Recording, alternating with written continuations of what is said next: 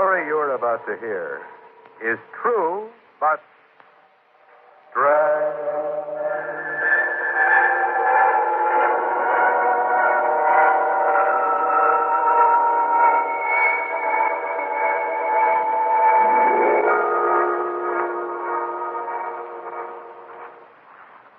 That's him now, isn't it, Laura? That isn't any bird. That's Sis Langley. No, Uncle Cassius. There's nothing out there except no magnolia trees and birds. All I'm doing out here on the veranda is smelling the night air. Smells that sweet. It's Langley, a renegade, fighting for the North. And you're fixing to elope with him. Uncle Cass, you're just being plain silly. That goes again. I see him under that willow tree. No. Come out, Langley. Come out of there. Uncle Cass, put away that pistol. All right, then. Pretend. But try to stop this.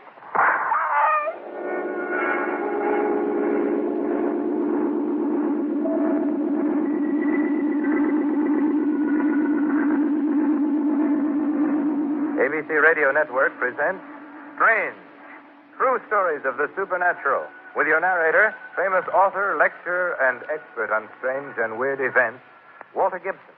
Thank you, Charles Woods. The rivers of the Old South are rich with Spanish moss and memories of great days. The plantation houses stand like old ghosts on the river banks. This is the story of a plantation house we shall call Greenwood Acres.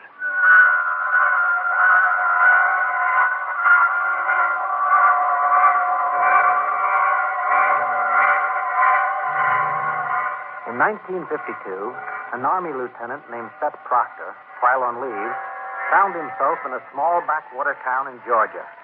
He had gone fishing along a wandering stream loaded with water lilies. And when he got back, he told his landlady about it. That's right, Mrs. Daniels. It was big. Biggest place I ever saw. On the bank of the river, Lieutenant, a house? Yeah, one of those plantation houses. You sure this isn't one of your fish stories you young men are all making up? No. I didn't even catch any fish. I just snarled my line on those water lilies. Now, there's no house up that back. Oh, but there is. I saw it. Had 4 columns out in front. Big willow tree right on the bank. You just must be mistaken, Lieutenant. There ain't been any folks there since way back. Oh, wait a minute.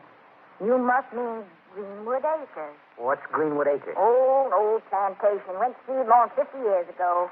Went to seed? Yeah. There was a tragedy sometime around the Civil War. From that time on, it just went downhill. House is nothing but an old ruin now. Oh, no. It must be a different place then. The one I saw was new.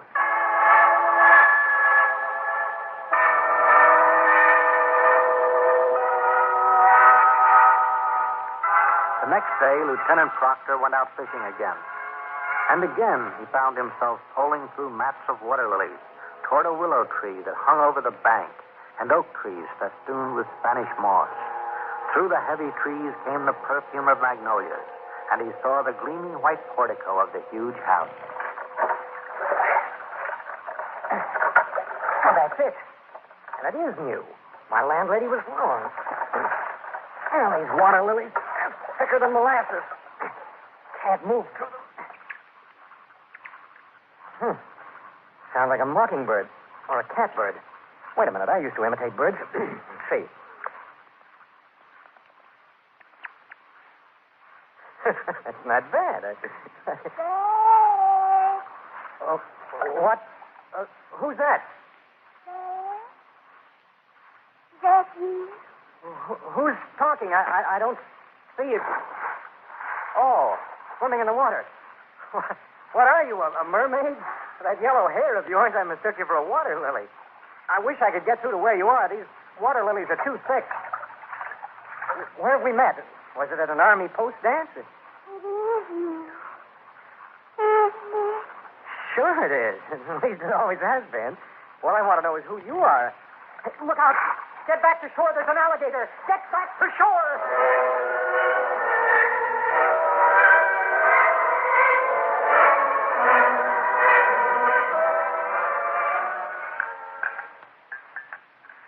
No coffee, Lieutenant? No, thanks. But there must be another way into that plantation, a road or something. Oh, roads long since overgrown. I tried. After she got back on shore and I couldn't get through the water lilies, I took the rowboat back and tried by land. Nothing. You just must have dreamed it all. Don't tell me what I dreamed, Mrs. Daniels. I saw her. She spoke to me. I didn't get a very good look at her. She got out of the water. All that blonde hair. First time I ever heard of a soldier not looking at a pretty girl. Well, she didn't seem to be wearing much. That's the bathing suits they wear these days. It is scandalous. It was like a dream. Yes, that's just exactly what it was. The house through the trees, white and shining. The birds singing. And then her. I never saw her before, but how does she know me? She knows you. Well, she called me by name. My first name. Seth.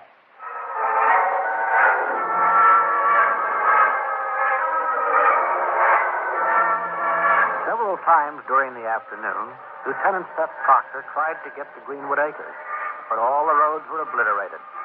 That evening, he spent an hour at the local library.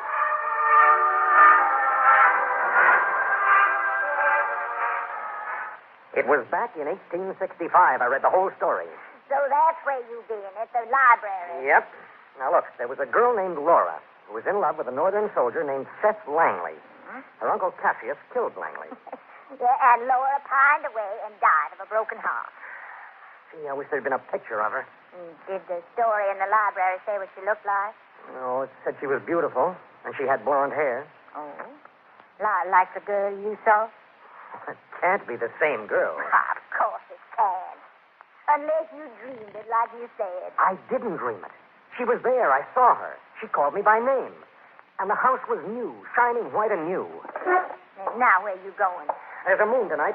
I'm going back. Well, you can't get in. I've thought of a way. I'll take a canoe instead of a rowboat. A canoe? A canoe won't get tangled up in those water lilies. It'll glide right over them. Lieutenant, if I was you, I'd forget it. Just plain forget it. Story said the bird call was the same. I can do that bird call. Now, Lieutenant, please. Don't you go being foolish. What's foolish about it? If everything else is the same, that means her Uncle Cassius might be around, too. With that same gun. What, to use on me? Well, your name's Seth, ain't it? You're a soldier like he was. It's not the same. This is 1952. The girl had blonde hair, and the house is new. No, I'm going.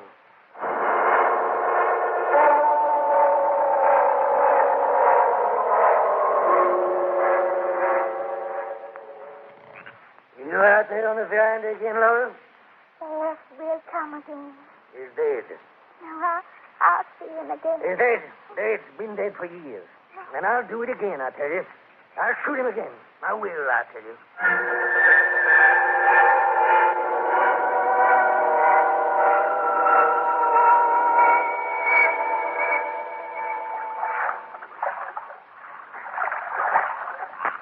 There it is. A willow tree, yoked with a Spanish moss. Now I can just get to shore now.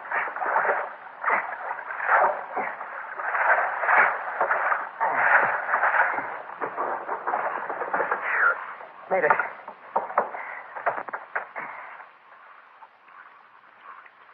The bird call. I better answer.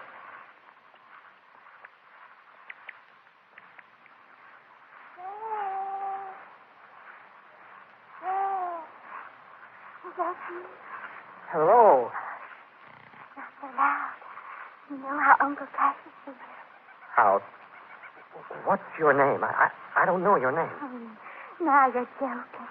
Is it Laura? You have come back, haven't you? I knew you would. Do you know? You're beautiful. Uncle Cass said you were dead. He said he killed you. The most beautiful girl I ever saw. Last time I never hardly got past the veranda before Uncle Cassius shot at you. This time we fooled him, didn't we? Oh, Sam. Yes, darling. Laura. Who's that? There, standing over near the house. But look out. It's Uncle Cass.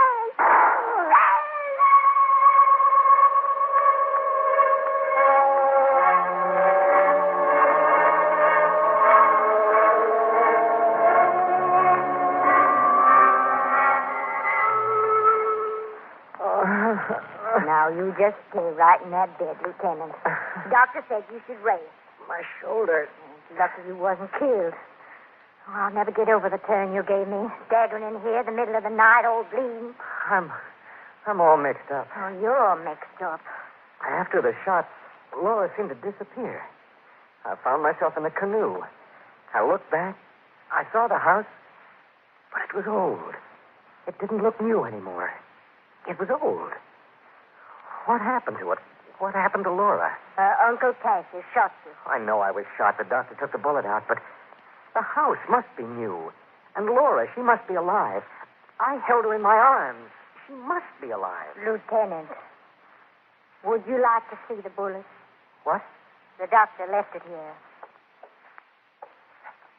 Here it is. Right on this plate. Well, let's see it. Well, that's not from any modern gun.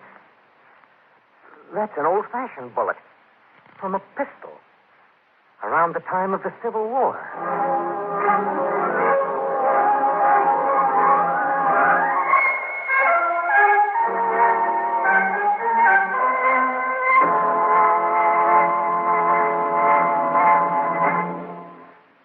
Lieutenant Proctor went back when he recovered, but he never again found the house, old or new. But the wound in his shoulder was real, and so was the lead bullet, a bullet that had been fired out of the distant past. A story true but strange.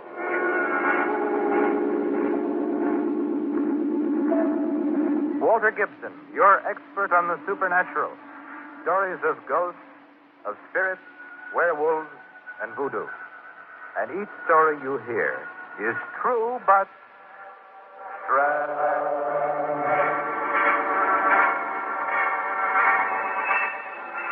Strange, with Walter Gibson as your expert, was directed by Clark Andrews. In the cast were Alice Frost and Court Benson. This is Charles Wood speaking.